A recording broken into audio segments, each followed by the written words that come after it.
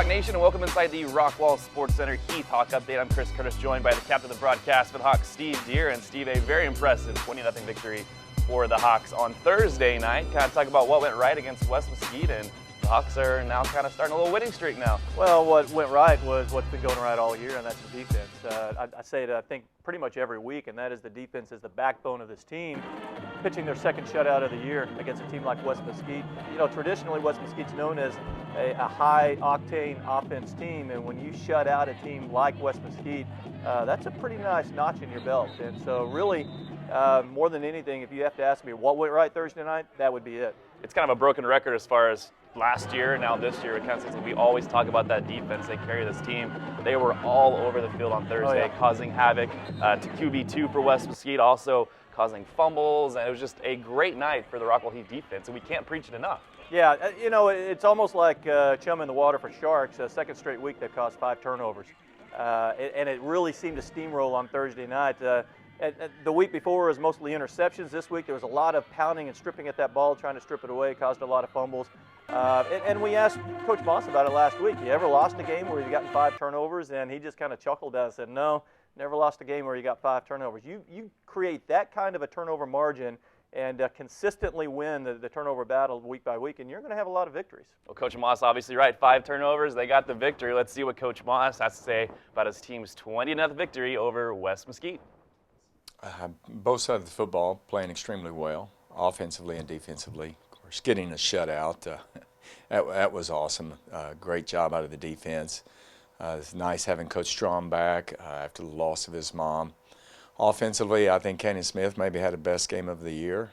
We also, in a formation that we lined up in, we decided we're going to run the football, which West Mesquite only got 50 snaps offensively as a result of that, and very few possessions. And we did a good job of making some big plays, getting the ball down the field. All right, Steve, a little different change to this offense if you're just kind of starting to follow the Heath Hawks. It's a lot different than it was last year with Jordan Hoy behind the helm. Now we got Kanan Smith behind the helm. Kind of talk about the difference in this offense, guys, especially compared to last year. Well, it is really just a difference in the last couple of weeks. That they opened the season going to a lot more of a spread look, 3-4 wide receiver splits, spread it out a lot, threw it a lot more. This week they brought it in a little bit, played with 2 tight ends. They decided they wanted to play more of a ground attack, keep it out of that West Mesquite offense's hands, grind it out, and that's exactly what they did. It really shortened the game. My gosh, we were done in 2.5 hours. The clock kept running because we kept churning that ball and kept converting first downs. And so the big difference is, hey, it was successful, so you may see this going forward more and more, but packed it in, handed it off to the running backs. Kanan Smith pounded it a lot too, and just kept the ball out of the opponent's hands. And, of course, you're going to have to grind it out this Friday night. It's going to be homecoming, and Forney is coming to town. They're kind of an underdog in this district this year. They started out really hot. They're kind of slowing down now, but kind of talk about the keys as far as beating Forney. We can same old game plan of as far as just grinding the ball and running the clock. Well, let me tell you something. The reason Forney has slowed down is the same reason everybody else in this district has slowed down recently. That's because the last 2 weeks they ran into Poteet and Terrell. Everybody's slowing down when they run into Poteet and Terrell. But when you're talking about Forney, you're talking about the Luke Skipper show. Okay, this guy is one of the more dynamic players in our district. All-district, first-team all-district quarterback from last year. He's leading the district again this year. He leads that team in passing, of course, over 1,700 yards and like 23 touchdowns against only 3 interceptions, I think. So he's really lighting it up through the air. But he's also their leading ground gainer. He's run for over 700 yards and like 9 more touchdowns. So he's really producing.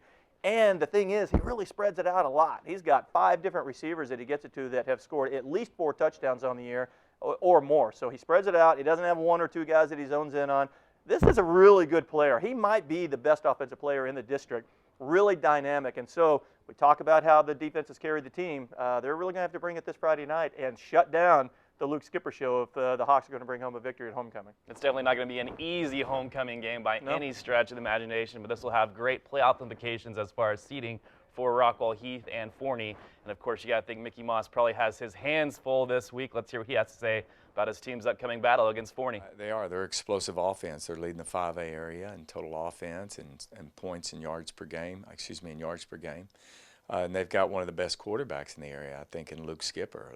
He is a phenomenal quarterback who who does a great job. By the way, just committed to Tulsa last week, but does a great job of keeping the play alive, keeping his eyes downfield. It seems like he really throws the ball better when he's on the move and on the run and having to scramble versus staying in the pocket. So what we've got to do with Luke is keep him in front of us, do a good job covering them up in the secondary and not letting their speed guys get open and get behind us, and not giving up the deep ball. All right, Steve, and of course with those 2 victories for the Heath Hawks in a row, they have jumped right back into the top 20. They are number 20 in the latest rankings that came out, so obviously a little reward for the Hawks' 2 victories here in the last 2 weeks. Yeah, and it's nice to see the name of the paper at number 20. But to be honest with you, those rankings, they don't mean anything because it's all about the playoffs. And if it were college where, hey, you want to be highly ranked so that you can get voted into the playoffs, that would be one thing. But in high school, you're rewarded based on the merits from what you produce on the field. And so they need to produce on the field this Friday night. They need to bring home, you mentioned earlier, it's an important game for playoff seeding.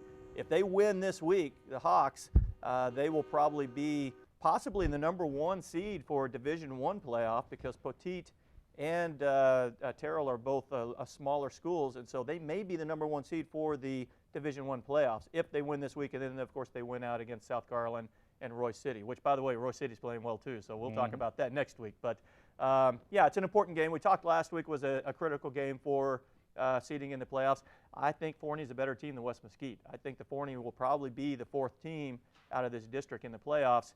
The question is who's going to be seeded where. So this is a critical game Friday night. It's an absolutely crucial game for Rockwall Heath to win this Friday night. It's www.rockwallisd.com if you can't make it out to the game, but I'm pretty sure we're going to have a packed house. It's homecoming. So. It's going to be fun. We might have a little bit of rain, you mentioned earlier, so it could be an overall pretty fun game. Hey, you know what? I've got cracks in my backyard big enough to drive a Volkswagen into, so I'm not going to complain about the rain. Easy for me to say since I'll be in a booth and drive, but hey, I don't think anybody's going to complain about playing football in the rain. They just want to get a victory. It's fall. It's about time to start playing in the rain right now. It's time to get a little cooler out there, but of course it's www.rockwallisd.com. Want to listen to Steve and his game. Of course, we'll see you Friday night. Festivities start about 6 o'clock at Wilkerson Sanders Memorial Stadium. We will see you there, and don't forget, go Hawks.